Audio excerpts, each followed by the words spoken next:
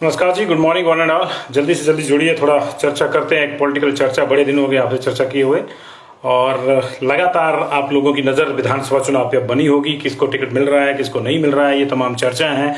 कांग्रेस की कल टिकट वितरण समिति जो थी वो दिल्ली में मिली है। दीपा दास मुंशी जो हेड है स्क्रीनिंग कमेटी की, और टिकटों को फाइनल करने के लिए मिली। कई खबरें उसकी भी आ रही हैं कि इतने टिकट फाइनल हो गए हैं, इतने फाइनल हो गए हैं। ये भी आपको चर्चा करके बताएंगे कि कितने वास्तव में फाइनल हुए हैं, कौन से सीटिंग विधायक हैं कांग्रेस के जिनकी टिकट पे अभी पेंच फंस गया है, कहाँ कहाँ कुछ और पेंच फंसे हुए हैं, कैसे ये पेंच दूर होंगे, कब तक दूर होंगे, तमाम जानकारियां जो है हम आपसे साझा करेंगे। बीजेपी की एक बड़ी हाई प्रोफाइल रैली प्रधानमंत्री नरेंद्र मोदी जिसमें आएंगे, युवा संकल्प रैली मंडी में, उसकी तैयारियां जोरों पे हैं। और बीजेपी ने अपना पूरा अमला उसमें झोंक दिया है ताकि एक शक्ति प्रदर्शन, एक मैसेज मंडी से जा सके। लेकिन दूसरी ओर कांग्रेस जो है अपने ग्राउंड वर्क जो है वो कर रही है। और कांग्रेस की पहली मीटिंग में 17, जी हाँ मैं आपको बता दूं 17, कई आप खबरें पढ़ रहे होंगे इधर की उधर की, 17 टिकट फाइनल हुए हैं। और जो इसका मतलब ये है कि कांग्रेस ने जो एक फार्मूला दिया था कि सीटिंग इज रिपीटिंग, जो एमएलए हैं वो रिपीट करेंगे, वो फार्मूला भी पूरी तरह से लागू नहीं हुआ है, क्योंकि कम से कम 3 एमएलए की टिकट पे वहां संशय हो गया है। ये कौन एमएलए, इसकी भी चर्चा करेंगे। आपको बता देंगे कांग्रेस के पास 21 एमएलए थे, और एक सीट जब उन्होंने उपचुनाव की रोहित की जीती थी, रोहित ठाकुर की जुब्बल कोटखाई से, तो 22 हुए थे, 2 भाग गए, पवन काजल और लखविंदर राणा, तो अब उनके पास 20 रह गए। उन 20 में से भी 17 ही एमएलए के लिए एक नाम गया है, इकलौता नाम गया है फाइनल लिस्ट बनाने के लिए, जो 27 को शायद उस पर मोहर लग जाएगी नवरात्रों के दौरान।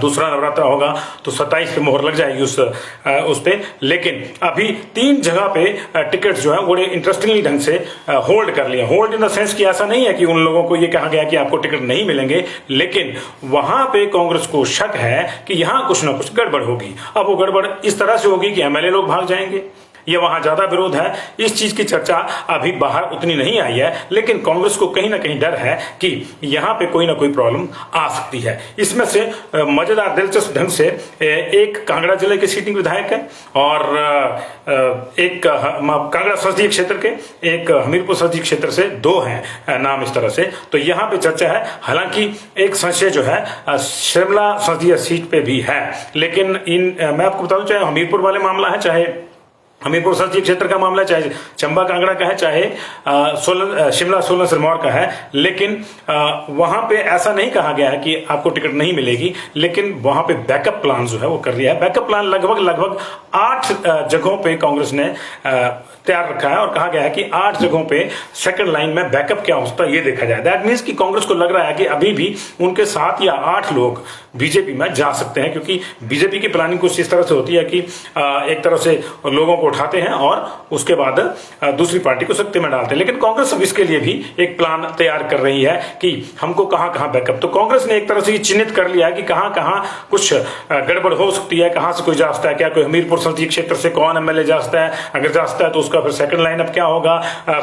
इसी तरह से जो है कांगड़ा चंबा संसदीय क्षेत्र से अगर कोई एमएलए और जा सकता है पवन काजल के अलावा, वैसे तो ज्यादा है नहीं उनके पास, वहां पे तो जाएंगे भी क्या, लेकिन क्योंकि चर्चाएं हैं तो ये देखना होगा। इसके अलावा मैं आपको बता दूं कि वो जो था कि सचिवों को और अध्यक्षों को टिकट, जो है पूर्व अध्यक्षों को टिकट दे दिए जाएंगे, उसमें भी पेंच फंसा है। खासतौर से ठियोग की जो सीट है, कुलदीप राठौर के टिकट पे अभी पेंच फंसा हुआ है। अभी इतनी जल्दी ये फाइनल होगा नहीं होगा कुछ कह नहीं सकते, लेकिन लगता नहीं है कि पहली ही गो में जो है यहाँ पे टिकट मिल जाएगी। तो जाहिर है कि अगर निवर्तमान जो इससे पहले अध्यक्ष थे उनकी टिकट पे पेंच फंसा हुआ है, तो सचिवों की टिकट पे पेंच फंसा हुआ है। 2 कांग्रेस के जो राष्ट्रीय स्तर के सचिव हैं उनकी टिकट पे भी पेंच फंस गया है, और वहां पे भी विरोध है। पेंच इसलिए फंसा कि विरोध है, ऐसा नहीं है कि जो स्क्रीनिंग कमेटी थी, यहाँ की लोकल बॉडी है कांग्रेस की, जो यहाँ की समिति है, वो तो चाहती है कि उनको टिकट दिया जाए, लेकिन बाहर से चाहने में और अंदर से चाहने में बड़ा फर्क होता है। ये आप भी जानते हैं। जिन लोगों ने ये कहा था कि इनको टिकट दे दिया जाए, वही लोग अंदर खाते हाईकमान के कान में ये भी फूंक आए हैं कि इनके टिकट में ये प्रॉब्लम है। तो उस प्रॉब्लम को कैसे सॉल्व किया जाएगा, ये हाईकमान ने फिलहाल उनसे पूछा है। फिर चाहे वो कांगड़ा जिले का मामला हो, फिर चाहे वो ऊना जिले का मामला हो, या फिर कहीं और का मामला हो। इसी तरह से जो कांग्रेस के दूसरे मोर्चे हैं, युवा मोर्चा है, सेवा दल है, ये भी टिकट चाह रहे हैं, महिला मोर्चा ये भी टिकट चाह रहे हैं। तो इनकी वजह से भी एक सीटिंग एमएलए की टिकट जो है वो फांसी हुई है। और ये कहने की बात नहीं है कि ये मामला जो है ये शिमला संसदीय क्षेत्र से संबंधित है, क्योंकि वहां पे एक मोर्चा चाह रहा है कि उसको उसके कोटे की टिकट दी जाए, लेकिन उसी मोर्चे के कोटे की दूसरी टिकट कांग्रेस का एक धड़ा कहीं और चाहता है। तो ये पेच फिलहाल फंसे हुए हैं कांग्रेस में। और ऐसी स्थिति में 17 ही ऐसी सीटें हैं, सीटिंग विधायक हैं, मैं सीटें भी नहीं कहूंगा, मैं सीटिंग विधायक कहूंगा, जिनको ये कह दिया गया है कि आप पूरा जोर लगा के अब इलेक्शन लड़ने शुरू कर दें। जैसे कि मैंने आपको बताया कि उनमें से भी कुछ ऐसे हैं कि कांग्रेस को लगता है कि ये जा सकते हैं। तो ऐसी स्थिति में वहां पे भी सेकंड लाइन देखी जा रही है। शिमला को लेकर सबसे ज्यादा पचड़ा फंसा हुआ है।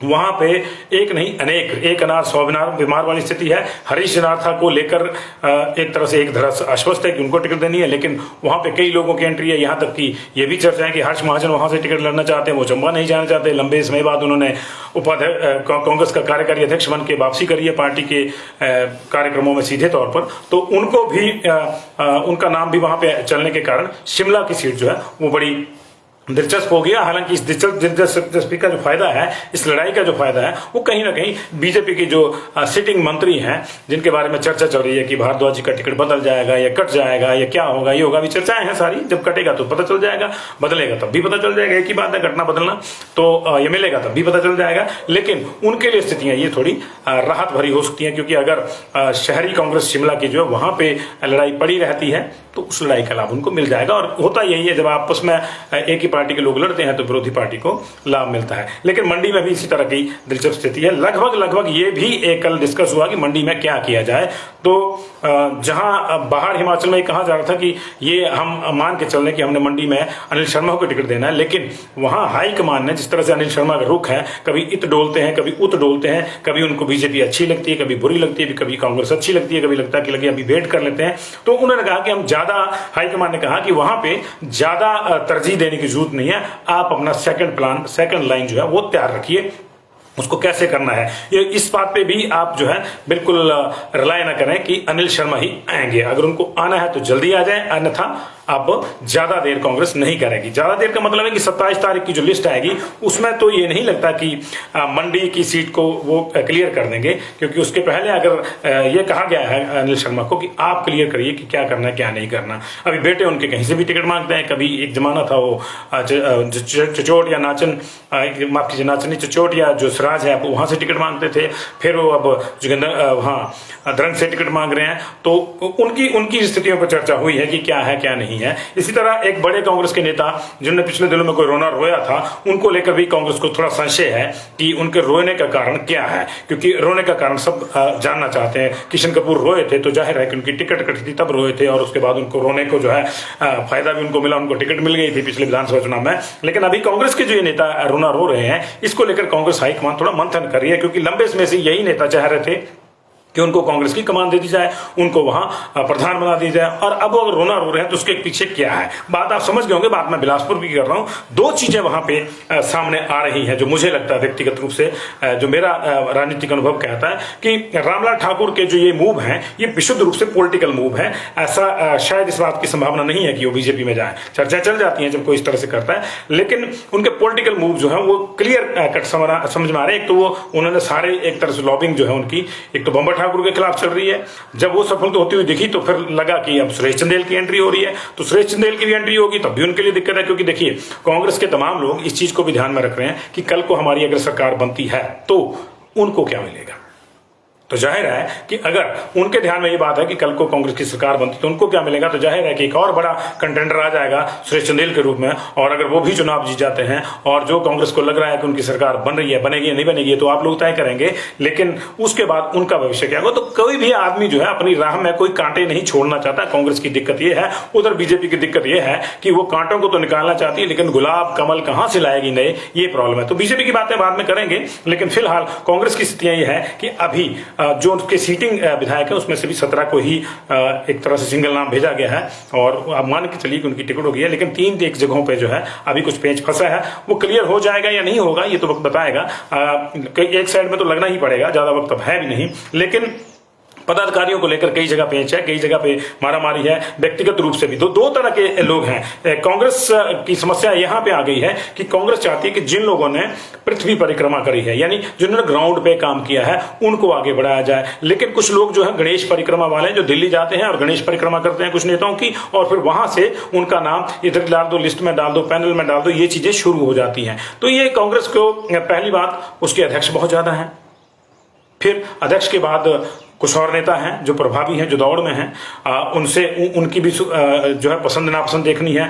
उपाध्यक्ष कांग्रेस के अध्यक्षों की भी, जो कार्यकारी अध्यक्ष हैं उनके समेत अध्यक्ष और कार्यकारी अध्यक्ष, इनकी भी पसंद नापसंद अपना अपना मायना रखती है। और उसके बाद कुछ गणेश परिक्रमा वाले जो दिल्ली में ही सीधे कि ना इधर से ना उधर से, सिंधी दिल्ली में हम गणेश परिक्रमा करेंगे और वहां से हमको जो है कोई ना कोई जुगाड़ हम फिट करके टिकट लाएंगे। तो ये बहुत ज्यादा जो जुगाड़ लग रहे हैं, बहुत ज्यादा जो कांग्रेस के सेक्शंस हैं, फैक्शंस हैं, ये थोड़ा प्रॉब्लमेटिक हैं कांग्रेस के लिए। अन्यथा कुछ नेताओं के बारे में ये भी चर्चा हुई कि जो लोग गए हैं उनमें से एक एमएलए को कि एक पार्टी के ही पदाधिकारी ने बड़ी ही प्लानिंग से भेजा है। पहले उसको कहा गया कि मैं भी आ रहा हूं, मेरे साथ 2 लोग भी आ रहे हैं, और बाद में कहा गया कि चलिए आज आप ज्वाइन करेंगे, हफ्ते बाद मैं ज्वाइन करूंगा, उसके हफ्ते बाद दूसरा करेगा। इस तरह से मोमेंटम बना रहेगा कि कांग्रेस को छोड़कर लोग जा रहे हैं। लेकिन अब नीति यह भी आ रही है कि कहीं ना कहीं उन्होंने अपने ही बाद में, जैसे मैंने कहा ना कि उनको लगता है कि कांग्रेस आएगी तो बाद में मंत्री पद के लिए जो लड़ाई होगी तो उसका एक कंटेंडर उन्होंने निपटा दिया है, बीजेपी उसको ज्वाइन करवा के। अब ये अलग बात है कि पार्टी कौन सत्ता में आती है, बीजेपी रिपीट करती है, कांग्रेस आती है,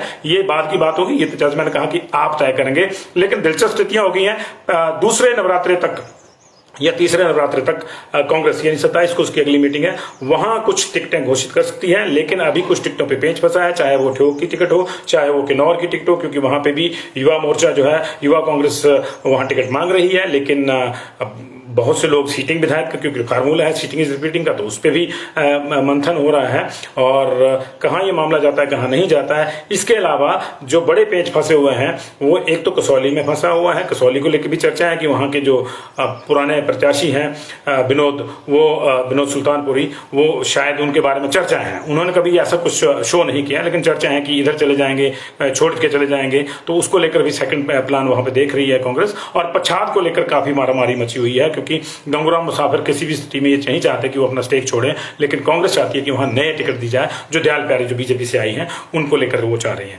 हालांकि बहुत से नेताओं का ये मानना है कि गंगूराम मुसाफिर लगातार छोटे छोटे अंतराल के बाद, एक तो लंबा अंतराल होता है ना कि ये चुनाव आ रहा फिर अगला हार गए, छोटे छोटे अंतराल के बाद हारते रहे। वो उपचुनाव में भी हारे, वो बीच में लोकसभा का भी मामला था, उसमें भी था मामला उनका।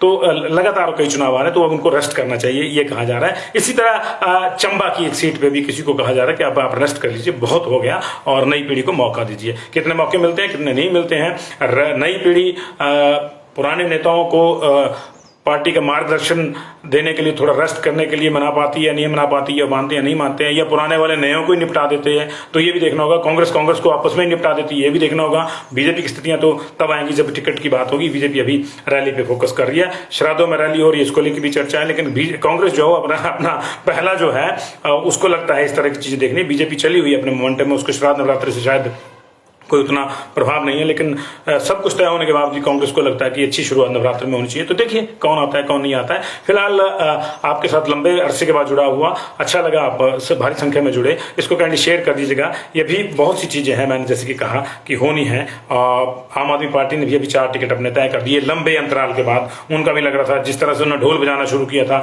तो लग रहा था कि सबसे पहले तो वही डिक्लेयर करेंगे। लेकिन उनके भी ड्रॉप आउट्स पे ही मुझे लगता है कि और जो सीपीआईएम जो है वाम दल है, उन्होंने भी अपने 11 के आसपास नाम फाइनल कर दिए हैं। तो लेट्स सी क्या होता है, कैसे होता है। बहुत बहुत शुक्रिया आपका।